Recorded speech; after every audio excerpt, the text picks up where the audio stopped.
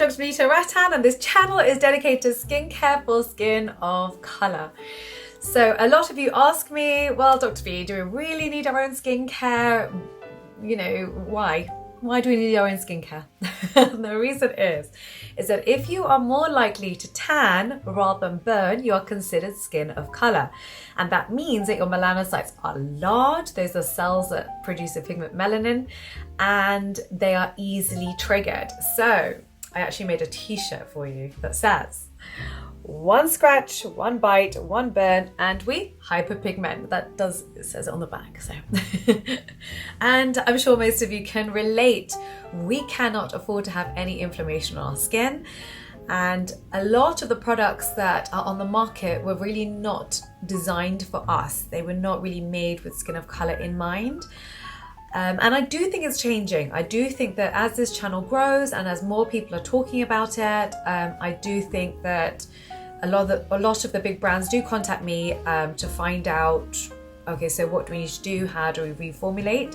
So I think education really is key, and I do think it's changing. It's just that right now, at this moment, it's just nice to know what you should and shouldn't be purchasing. Right, so today's video is about Krave. So many of you have asked me to look into this brand, and actually I was quite excited to. And you know, when it just had 5 products, I thought, oh, this is going to be fantastic, because usually I review a brand and I'll have hundreds of products and I'll be trying to figure out which ones you actually want me to review. But this one was excellent. There was 5 products. It was simple, easy. And I think actually that's what the founder wanted. She said that she wanted to be intentional. She said that she didn't want to overproduce. She wanted to just make what was necessary in order to reduce waste, which I absolutely love. And I have to say, I love the ethos of the brand. I love that it's 100% recyclable. Everything's about sustainability. She has no fragrance, no essential oils, which I love, and no other sensitizers. So a lot of this brand already, right from the beginning, I loved. So I'm excited to share my findings with you. So let's dive right in.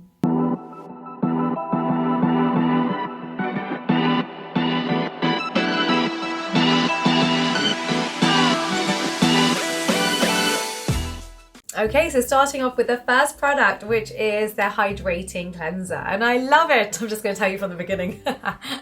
So let's do this. So the first ingredient here is green tea extract, which is an antioxidant, a very good antioxidant for skin of color.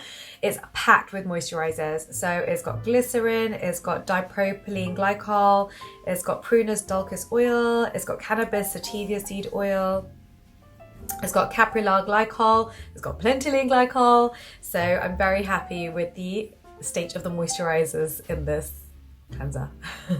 I love the surfactants are very gentle. So they've got cocoa betaine, they've got cocoa glucoside.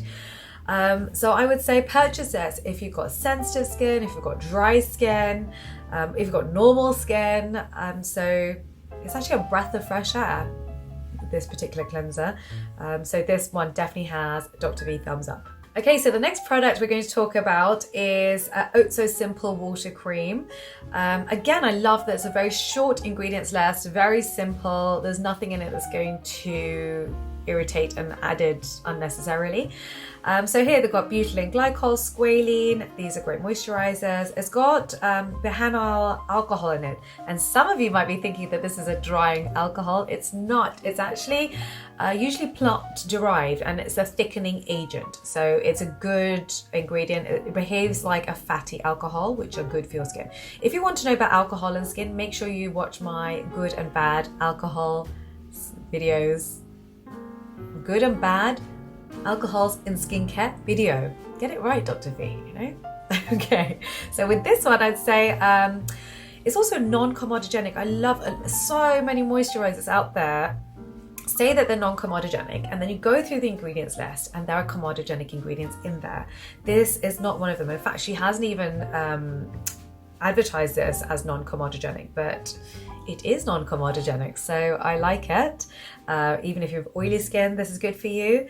So well done, Krave. Well done, Liu. I am impressed, which is actually not easy to do. That was my poem for the day. What do you think? terrible. It was terrible, be honest. Okay, so next one we're going to be talking about is Beet Shield. Okay, so the positives, again, there's no fragrance, there's no essential oils. I love it. The positives, again, for emollients, there's a whole list. So it's got butyl lactyl salicylate, it's got glycerin, it's got pentylene glycol in it. The downsides of this particular product, I would say, is that it is a chemical sunscreen. And as you know, I'm not a fan of chemical sunscreens, especially for melasma. And melasma is one of our main issues for skin of color. Now, I know a lot of people are a little bit confused on this issue.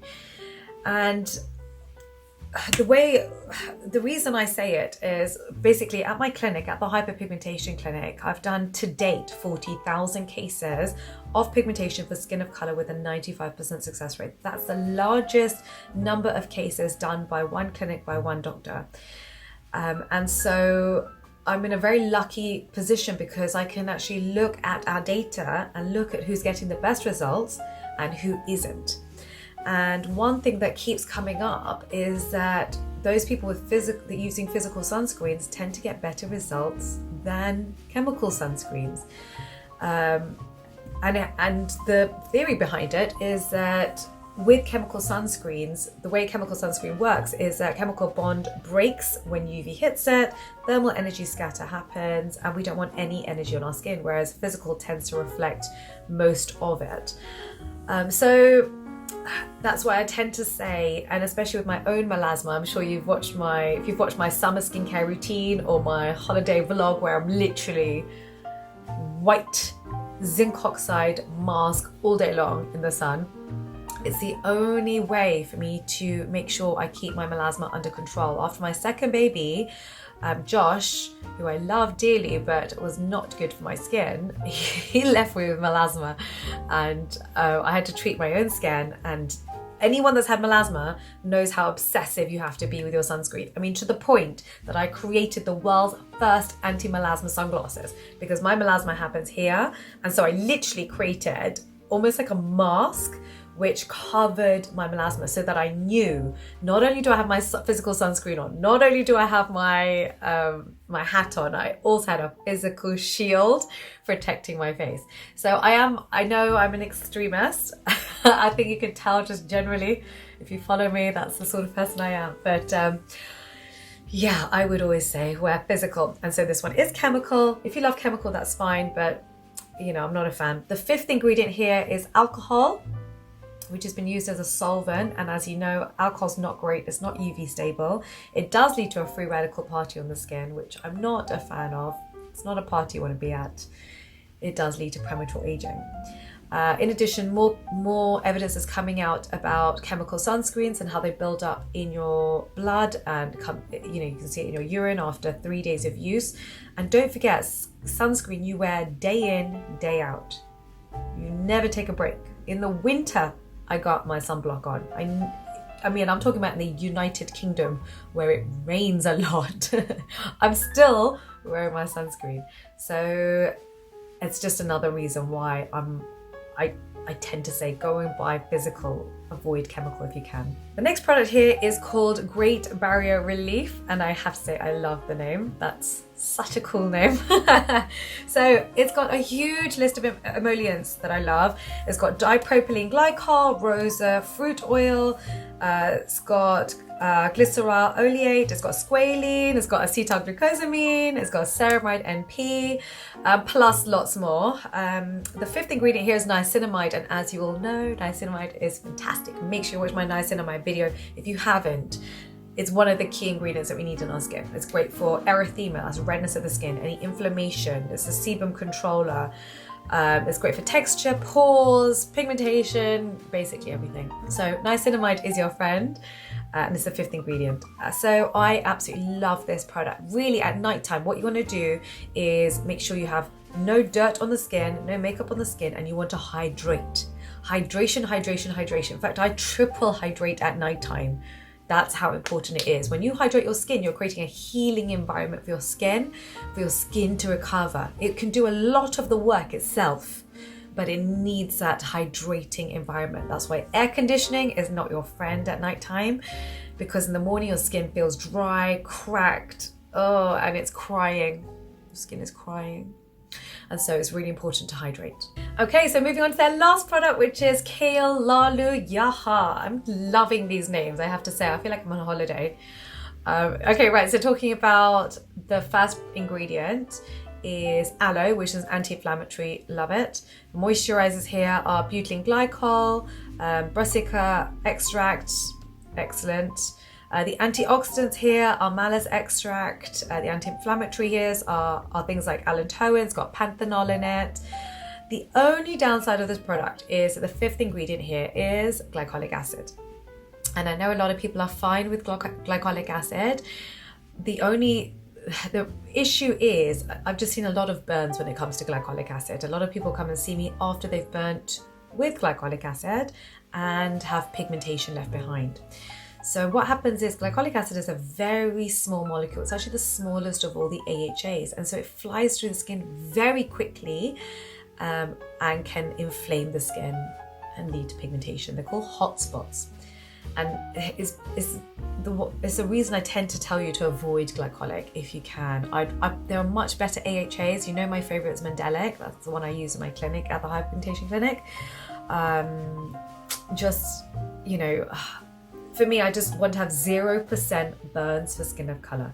I just have very high standards for us, and I don't want to hear even one person being burnt by anything ever. And glycolic acid, unfortunately, it can. And so that's why I tend to say avoid.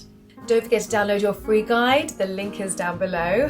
If you've got any other questions, please write them down below. When you subscribe, please can you hit that notification bell, because I'm in the link in the comment section for 1 hour at the launch of every single video. And I do try and answer as many questions as I can. So make sure you hit that notification bell.